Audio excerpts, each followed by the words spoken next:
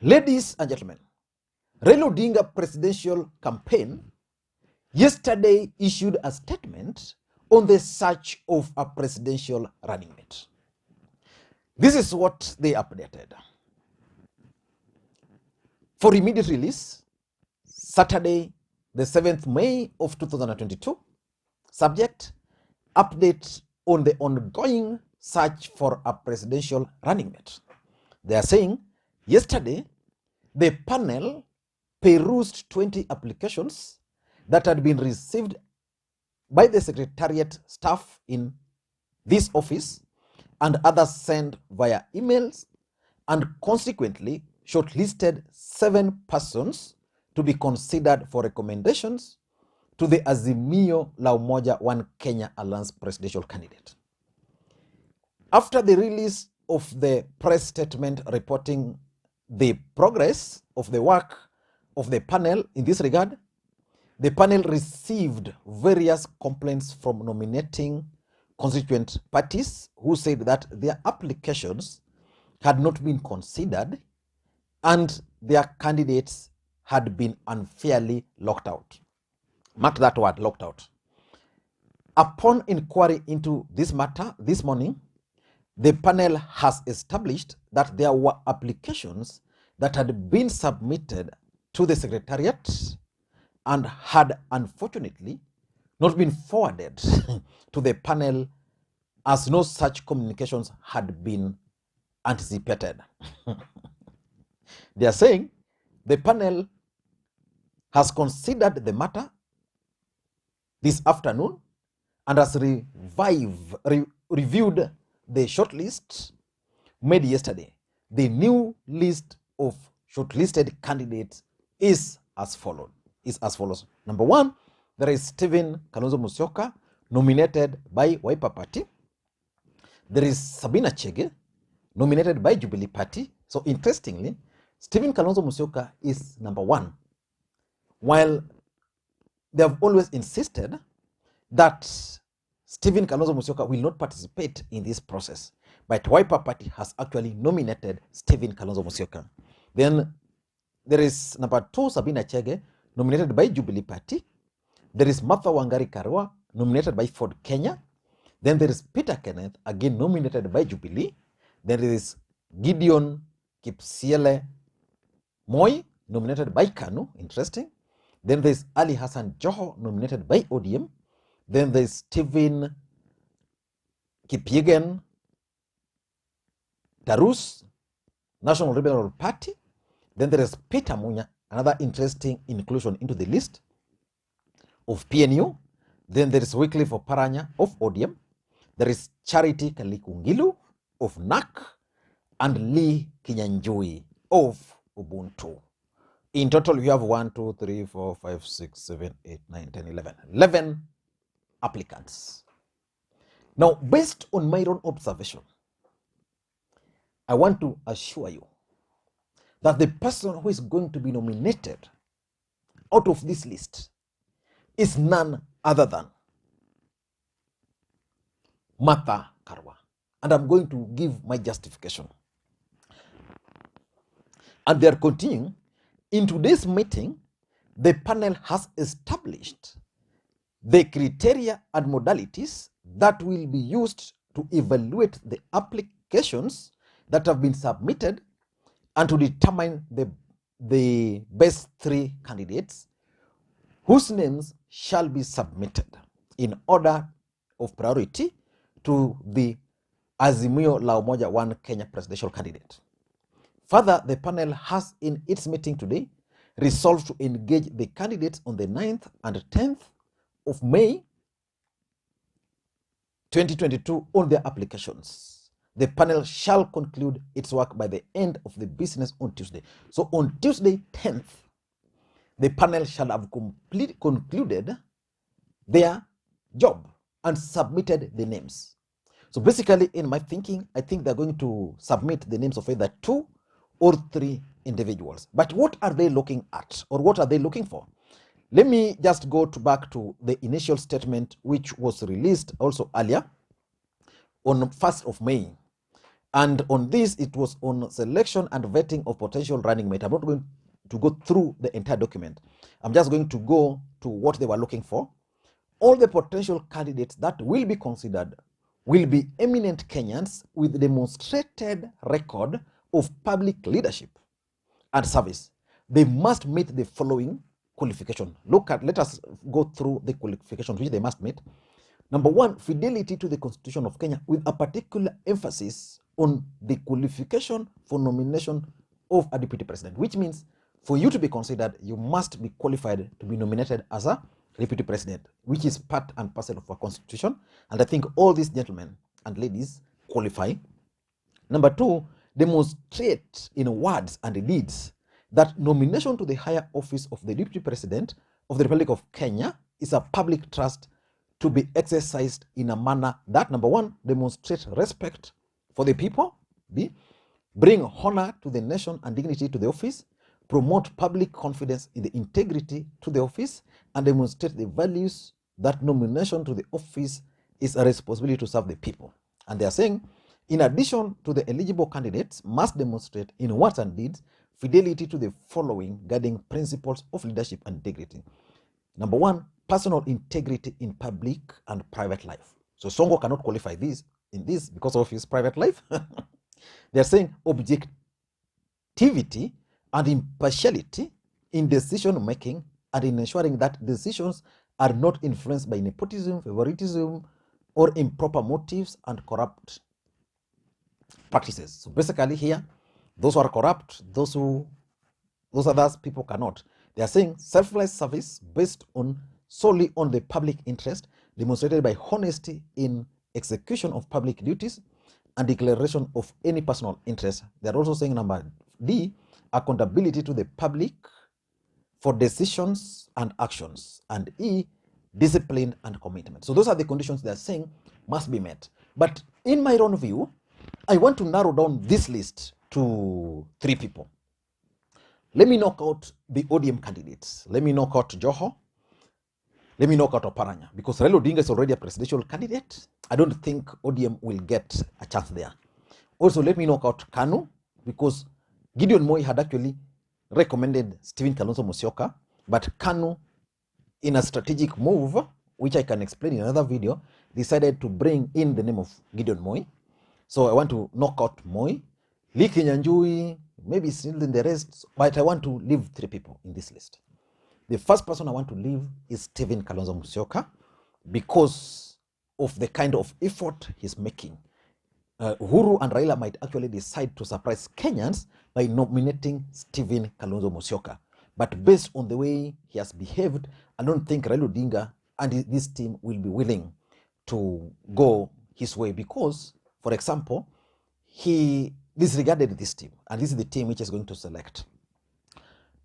Then there is the Muranga women representative, Sabina Chege.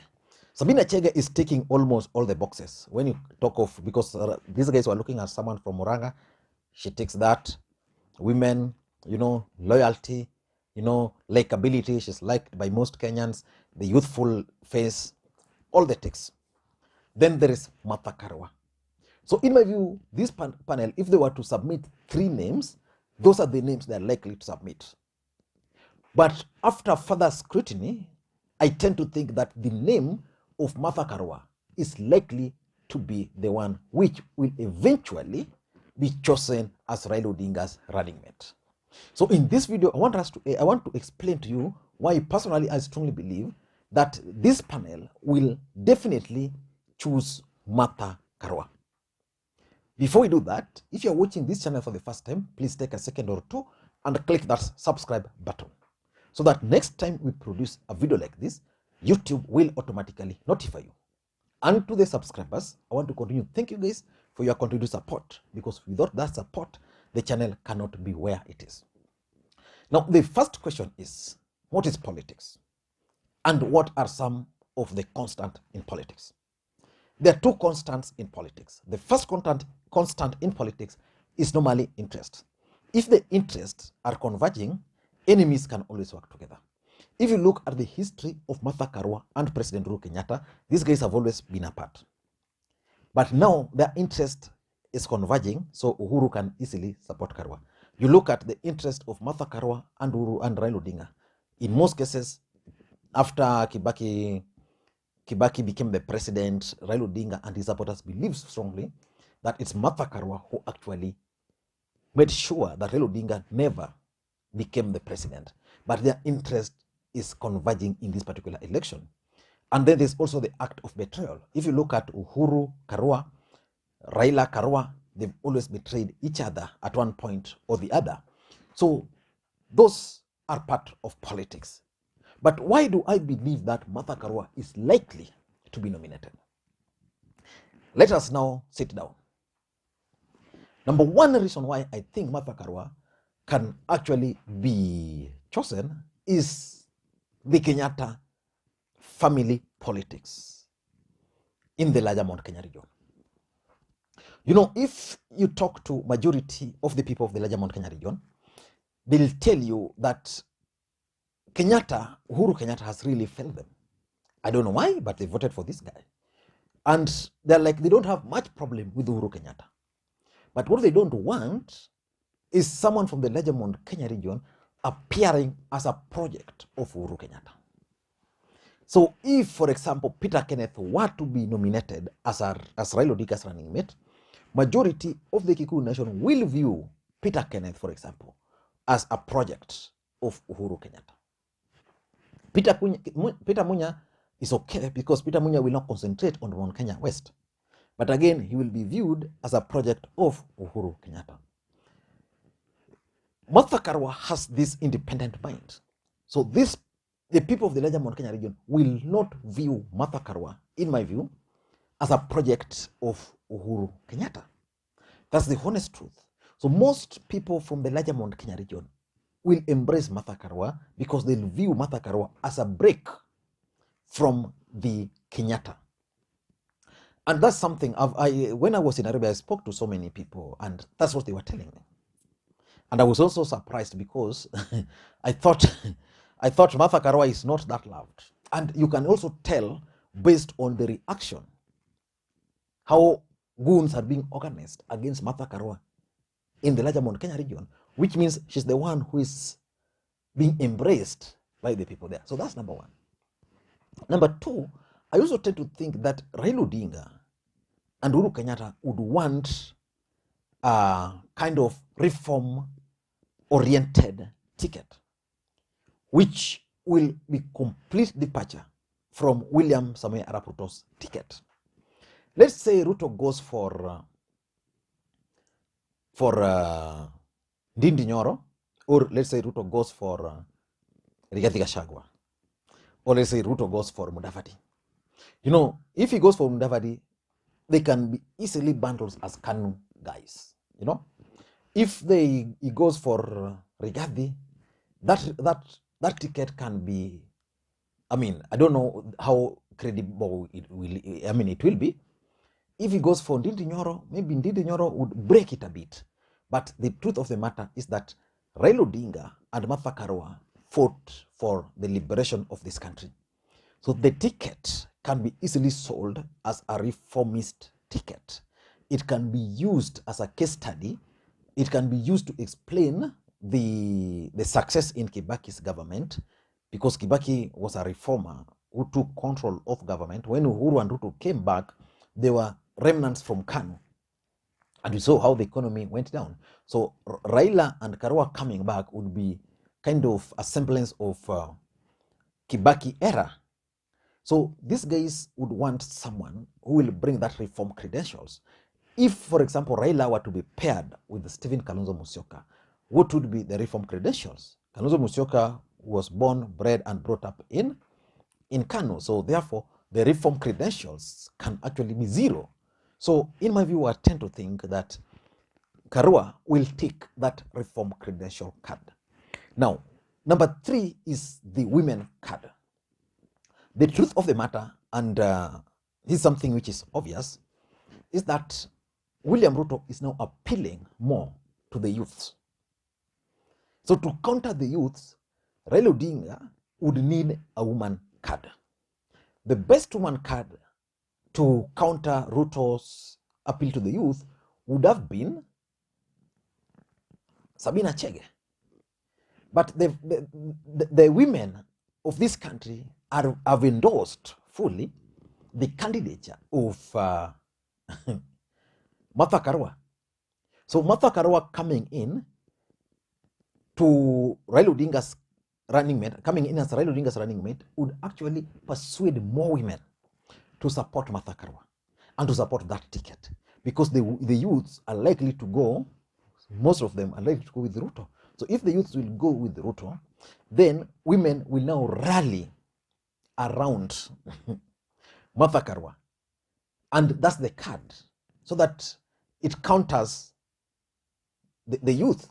Because for Raila Odinga, he has that tagline, Baba. So most youth will also associate with Raila. They'll refer to it as an old man who is their Baba. So then you bring Martha Karua, and she brings that women card. So the equation will actually be fine for both Raila Karua against William Samoei Arap Ruto. So I think Martha Karua is also coming on board with the women card. And number 4, in my view, I think the Kikuyu voting bloc. Now, let us take our pen and papers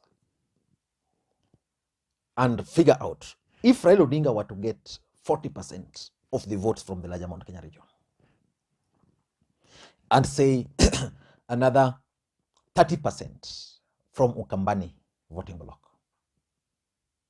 Assuming Raila gets 30% in Ukambani and he gets 30% in the larger Mount Kenya region.